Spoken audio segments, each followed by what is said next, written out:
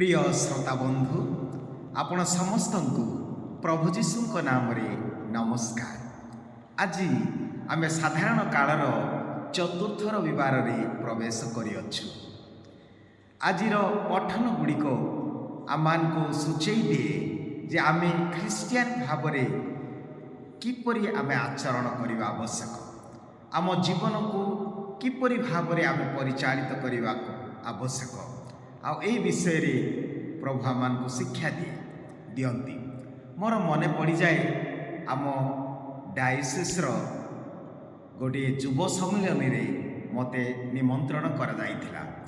एई युवक युवती मानकु मु जेतेबेले टॉक दउथाए मु गोटे प्रश्न पचारली, प्रिय भाई और भौणी माने, युवक युवती माने, आपण केउठी आनंद पाती, कौठी खुशी होती, बा केतेबेले खुशी होती, बा कौन कले आपण खुशी हेबे बोली भावती।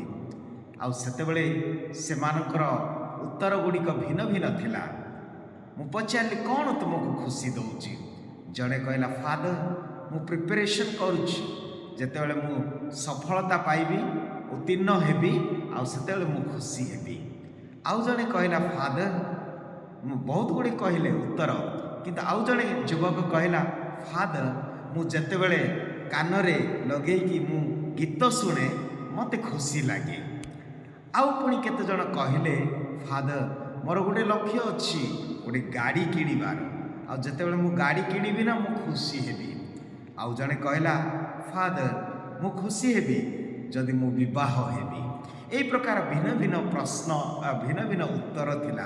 तेबे प्रिय भाई भौणी माने, आजिर एई अष्टविध धन्यता प्रभु जीशु से ही पर्वत रे शिक्षा देउछंती जे केउ माने खुशी बा केतेबेले जड़े खुशी हुए से कहती, जो माने आत्मारे दरिद्र गण, जो माने आत्मारे दरिद्र गण से माने खुशी, बा जो माने क्रंदन करती, जो माने न्याय पाई भोकिला होती, जो माने पवित्र रहती से माने खुशी।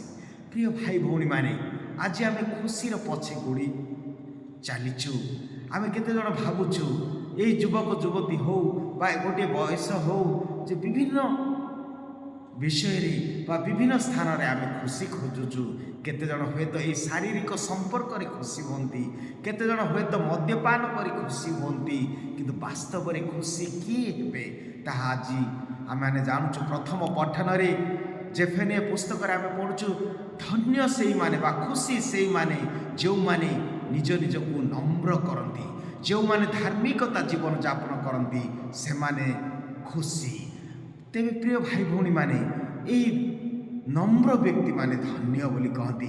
आत्मारे दरिद्र गण कहीं भी केमिति आमे कहिबा बा केमिति आमे चिंता करिबा जे जणे भोकिला लोक खुशी हबो, कांदीबा लोक खुशी होंती, बा जो माने न्याय पाई भोकिला होंती, केमिति एटा बुझीबाटा बहुत कष्ट। किंतु प्रभु कहते जे ए दीनहीन माने आत्मारे दरिद्र गण धन्य, केमिति से माने खुशी।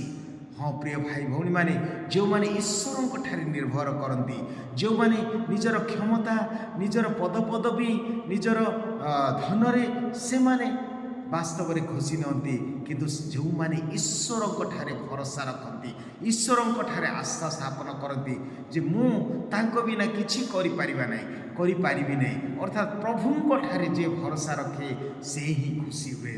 तेबे आज आमाने जदि पढ़िबा देखिबा जे नम्र व्यक्ति माने धन्य से कहउछन्ती, जहाँकि साधु अगस्तिन कहती जे God's grace flows not towards the mountain of pride but towards the valleys of grace। अर्थात जे ईश्वर अनुग्रह पहाड़ रूपक बा गर्व रूपक पहाड़ आड़े प्रवेश करे नहीं, किंतु उपत्यका बा नम्र रूपक उपत्यका प्रवेश करे। तेबे ईश्वर से नम्र व्यक्ति मान को उन्नत करती। जदि साधु पितर प्रथम पितर 5 अध्याय 5 पदरे आम देखुचु 4-5 जदि पढ़ा जे परस्पर को नम्रतार सहित ग्रहण कर, आउ जो माने अहंकारी मानक से छिन्न विच्छिन्न करती, କିନ୍ତୁ ନମ୍ର ଲୋକମାନଙ୍କୁ ସେ ଉନ୍ନତ କରନ୍ତି।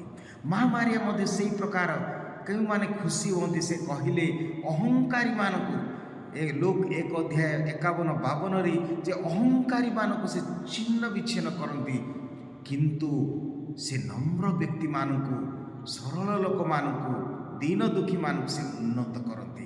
ପ୍ରିୟ ଭାଇ ଭଉଣୀମାନେ, ତେବେ ଆଜି ଆମମାନେ କେଉଁଠି ଖୁସି ଖୋଜୁଛୁ? ଦେଖନ୍ତୁ, ସାଧୁ ଫ୍ରାନ୍ସିସ୍ଙ୍କ ଜୀବନର ଗୋଟିଏ ଘଟଣା। ସେ ବହୁତ ସଂସାରରେ ଯାହା କିଛି ଆନନ୍ଦ ଦେବ ସବୁରେ ସେ ଖୋଜି ଚାଲିଥିଲା ଏଇ ଖୁସି ପାଇବା ପାଇଁ। ମଦ୍ୟପାନରେ, ସାଙ୍ଗସାଥିରେ, ଟଙ୍କାରେ ବା ଜ୍ଞାନରେ, ଏଇସବୁରେ ସେ ଖୁସି ପାଇବା ପାଇଁ ଚେଷ୍ଟା କରୁଥାନ୍ତି। ଆଉ ଦିନେ ନିଜ ରାଜପ୍ରସାଦରେ ସେ ଘୋଡ଼ା ନେଇ ଯେତେବେଳେ ଯାଉଥିଲେ, ଆଉ ସେହି ସମୟରେ ସେ ଦେଖିଲେ ରାସ୍ତା କଡ଼ରେ ଜଣେ ବ୍ୟକ୍ତି, ତାଙ୍କ ଶରୀରରେ ବସ୍ତ୍ର ନାହିଁ, ସେ ଦୁଃଖୀ ଦେଖାଯାଉଛି, ମହିଳା ଦେଖାଯାଉଛି, ଜଣେ ବେଗାର ପରି ସେ ରହିଛି। ଆଉ ସେହି ଦୃଶ୍ୟ ସେ ଦେଖିପାରିଲେ ନାହିଁ। ସେ ଘୋଡ଼ାରେ ଯାଉଥାନ୍ତି, ତାଙ୍କ ଆଡ଼କୁ ନ ଅନେଇ ସେ ଆହୁରି ସ୍ପିଡ଼ କଲେ, କିନ୍ତୁ କେଜାଣି କାହିଁକି ଏହି ଦୃଶ୍ୟଟି ତାକୁ ଏତେ ଭାବରେ ସ୍ପର୍ଶ କଲା, ସେ ଆଗକୁ ବଢ଼ିପାରିଲା ନାହିଁ। ସେ ପଛକୁ ଆସିଲା, ଓହ୍ଲିଲା ଘୋଡ଼ାରୁ, ପୁଣି ଏହି ବ୍ୟକ୍ତି ପାଖକୁ ଯାଇ ତାହାର ମୁଣିରେ ଯାହା ସବୁ ଥିଲା ସେ ତାଙ୍କୁ ଦେଲା। ଆଉ ତାପରେ ସେ ଘରକୁ ଫେରି ଆସିଲା।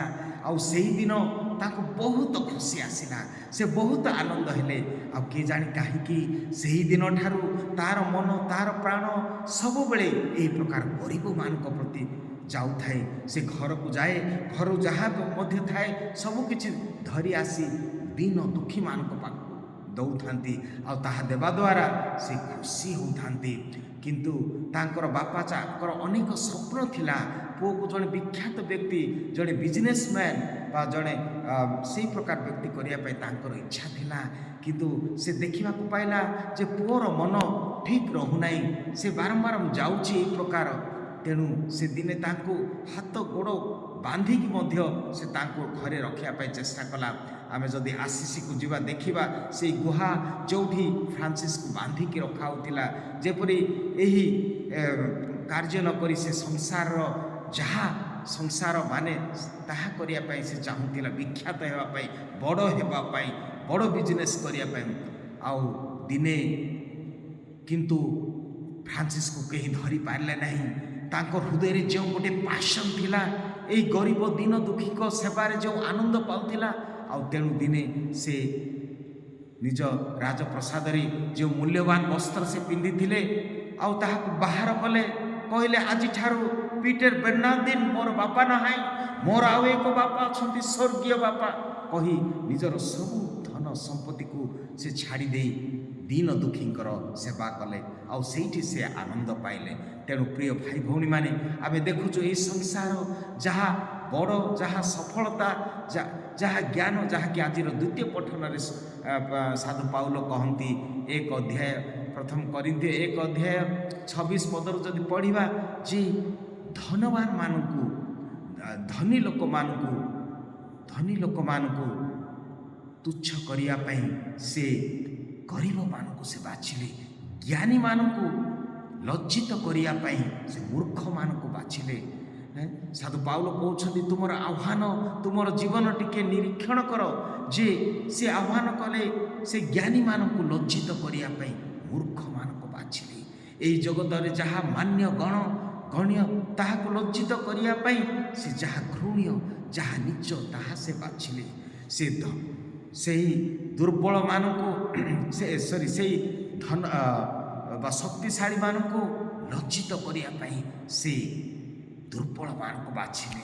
ଏଣୁ ପ୍ରିୟ ଭାଇ ଭଉଣୀମାନେ, ଆଜି ଆମେମାନେ କ'ଣ ଖୋଜୁଛୁ? କ୍ଷମତା ପାଇଁ, ଶକ୍ତି ପାଇଁ, ଧନ ପାଇଁ, ଟଙ୍କା ପାଇଁ।